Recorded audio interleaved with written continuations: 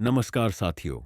स्वागत है आपका द भारत डायलॉग्स में, जहां हम आपको सुनाते हैं भारत के असली हीरो की वो कहानियां जो किताबों में तो हैं, लेकिन दिल तक कम पहुंची हैं। आज हम पढ़ने जा रहे हैं गांधी जी की आत्मकथा सत्य के प्रयोग का अगला अध्याय, नेताल पहुंचा। इस अध्याय में पहली बार गांधी जी अफ्रीका की जमीन पर कदम रखते हैं और यहीं उनका सामना होता है नस्ल भेद, अन्याय और उस जमीनी सच्चाई से जिसकी उन्होंने कभी कल्पना भी नहीं की थी। तो चलिए सुनते हैं उस ऐतिहासिक क्षण की कहानी, जब भारत का एक नौजवान परायों की धरती पर पहली बार अपना अस्तित्व खोजने निकला।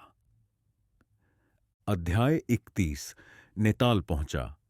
विलायत जाते समय वियोग के विचार से जो दुख हुआ था, वह दक्षिण अफ्रीका जाते समय न हुआ।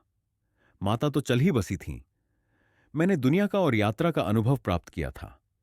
राजकोट और बंबई के बीच तो आना जाना बना ही रहता था, इसलिए इस बार वियोग केवल पत्नी का ही दुखदाई था। विलायत से आने के बाद एक और बालक की प्राप्ति हुई थी।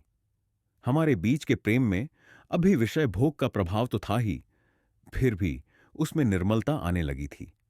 मेरे विलायत से लौटने के बाद हम दोनों बहुत कम साथ रह पाए थे, और शिक्षक की तरह मेरी योग्यता जो भी रही हो, परंतु मैं पत्नी का शिक्षक बना था, इसलिए और पत्नी में जो कई सुधार मैंने कराए थे, उन्हें निभाने के लिए भी हम दोनों साथ रहने की आवश्यकता अनुभव करते थे। पर अफ्रीका मुझे अपनी तरफ खींच रहा था। उसने वियोग को सह्य बना दिया। 1 साल के बाद तो हम फिर मिलेंगे ही ना।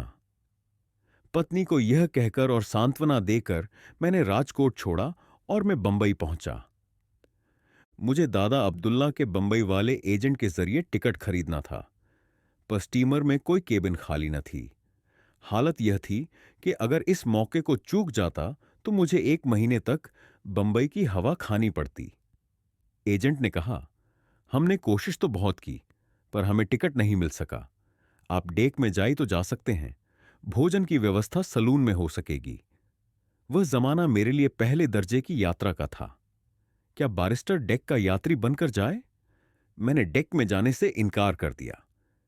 मुझे एजेंट पर शक हुआ। मैं यह मान न सका कि पहले दर्जे का टिकट मिल ही नहीं सकता। एजेंट की अनुमति लेकर मैंने ही टिकट प्राप्त करने का प्रयत्न किया। मैं स्टीमर पर पहुंचा, बड़े अधिकारी से मिला। पूछताछ करने पर उसने सरल भाव से उत्तर दिया, हमारे यहां इतनी भीड़ शायद ही कभी होती है, पर इस स्टीमर से मोजाम्बिक के गवर्नर जनरल जा रहे हैं, इससे सारी जगहें भर गई हैं। तो आप मेरे लिए किसी तरह जगह निकाल ही नहीं सकते? अफसर ने मेरी तरफ देखा, फिर वह हंसा और बोला, एक उपाय है। मेरे केबिन में एक बर्थ खाली रहती है, उसमें हम यात्रिकों को नहीं लेते, पर आपको मैं वह जगह देने के लिए तैयार हूं। मैं खुश हुआ, अफसर का आभार माना, सेठ से बात करके टिकट कटाया और 1993 के अप्रैल महीने में उमंगों से भरा मैं दक्षिण अफ्रीका में अपना भाग्य आजमाने के लिए रवाना हो गया। पहला बंदर लामू पड़ता था। वहां पहुंचने में करीब 13 दिन लगे। रास्ते में कप्तान से अच्छी मित्रता हो गई। कप्तान को शतरंज खेलने का शौक था, पर वह अभी नौसिखुआ ही था। उसे अपने से कमजोर खेलने वाले साथी की जरूरत थी, इसलिए उसने मुझे खेलने के लिए न्योता। मैंने शतरंज का खेल कभी देखा न था, उसके विषय में सुना काफी था। खेलने वाले कहते थे कि इस खेल में बुद्धि का खासा उपयोग होता है। कप्तान ने कहा कि वह खुद मुझे सिखाएगा। मैं उसे अच्छा शिष्य मिला, क्योंकि मुझमें धैर्य था। मैं हारता ही रहता था। इससे कप्तान का सिखाने का उत्साह बढ़ता जाता था। मुझे शतरंज का खेल पसंद पड़ा, पर मेरा यह शौक कभी जहाज के नीचे न उतरा। उसमें मेरी गति राजा रानी आदि की चाल जान लेने से अधिक न बढ़ सकी। लामू बंदर आया। स्टीमर वहां 3-4 घंटे ठहरने वाला था। मैं बंदर देखने नीचे उतरा। कप्तान भी गया था। उसने मुझसे कहा, यहां का बंदर दगाबाज है, तुम जल्दी लौट आना। गांव तो बिल्कुल छोटा सा था। वहां के डाकखाने में गया तो हिंदुस्तानी नौकर दिखाई दिए। इससे मुझे खुशी हुई। मैंने उनसे बातचीत की, हबशियों से मिला। उनकी रहन सहन में रुचि पैदा हुई। इसमें थोड़ा समय चला गया। डेक के दूसरे भी कई यात्री थे। मैंने उनसे जान पहचान कर ली थी। वे रसोई बनाने और आराम से भोजन करने के लिए नीचे उतरे थे। मैं उनकी नाव में बैठा। अब बंदर में ज्वार काफी था। हमारी नाव में बोझ ज्यादा था। प्रवाह का जोर इतना अधिक था कि नाव की रस्सी स्टीमर की सीढ़ी के साथ किसी तरह बंध ही नहीं पाती थी। नाव सीढ़ी के पास पहुंचती और हट जाती। स्टीमर खुलने की पहली सीटी बजी। मैं घबराया। कप्तान ऊपर से देख रहा था। उसने स्टीमर को 5 मिनट के लिए रुकवाया। स्टीमर के पास ही एक छोटी सी नाव थी। एक मित्र ने उसे 10 रुपये देकर मेरे लिए ठीक किया और इस छोटी नाव ने मुझे उस नाव में से उठा लिया। स्टीमर की सीढ़ी उठ चुकी थी। मुझे रस्सी से ऊपर खींच लिया गया और स्टीमर चल दिया। दूसरे यात्री रह गए। कप्तान की दी हुई चेतावनी का अर्थ अब मेरी समझ में आया। लामू से मोम्बासा और वहां से जंजीबार पहुंचा। जंजीबार में तो काफी ठहरना था, 8 या 10 दिन। वहां नए स्टीमर पर सवार होना था। मुझ पर कप्तान के प्रेम का पार न था। इस प्रेम ने मेरे लिए उलटा रूप धारण किया। उसने मुझे अपने साथ सैर के लिए न्योता। एक अंग्रेज मित्र को भी न्योता था। हम तीनों कप्तान की नाव पर सवार हुए। मैं इस सैर का मर्म बिल्कुल नहीं समझ पाया था। कप्तान को क्या पता कि मैं ऐसे मामलों में निपट अजान हूं। हम लोग हबशी औरतों की बस्ती में पहुंचे। एक दलाल हमें वहां ले गया। हम में से हर एक एक कोठरी में घुस गया, पर मैं तो शर्म का मारा वहां गुमसुम ही बैठा रहा।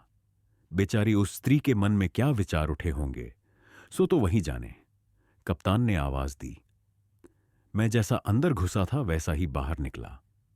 कप्तान मेरे भोलेपन को समझ गया। पहले तो मैं बहुत ही शर्मिंदा हुआ, पर मैं यह काम किसी भी दशा में पसंद नहीं कर सकता था। इसलिए मेरी शर्मिंदगी तुरंत ही दूर हो गई और मैंने इसके लिए ईश्वर का उपकार माना कि उस बहन को देखकर मेरे मन में तनिक भी विकार उत्पन्न नहीं हुआ।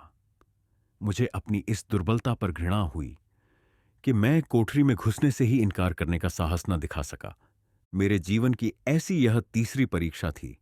कितने ही नवयुवक शुरू में निर्दोष होते हुए भी झूठी श्रम के कारण बुराई में फंस जाते होंगे।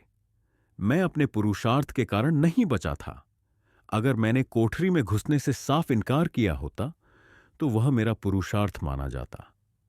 मुझे तो अपनी रक्षा के लिए केवल ईश्वर का ही उपकार मानना चाहिए। पर इस घटना के कारण ईश्वर में मेरी श्रद्धा बढ़ी और झूठी शर्म छोड़ने की कुछ हिम्मत भी मुझ में आई। जंजीबार में 1 हफ्ता बिताना था, इसलिए एक घर किराए से लेकर मैं शहर में रहा।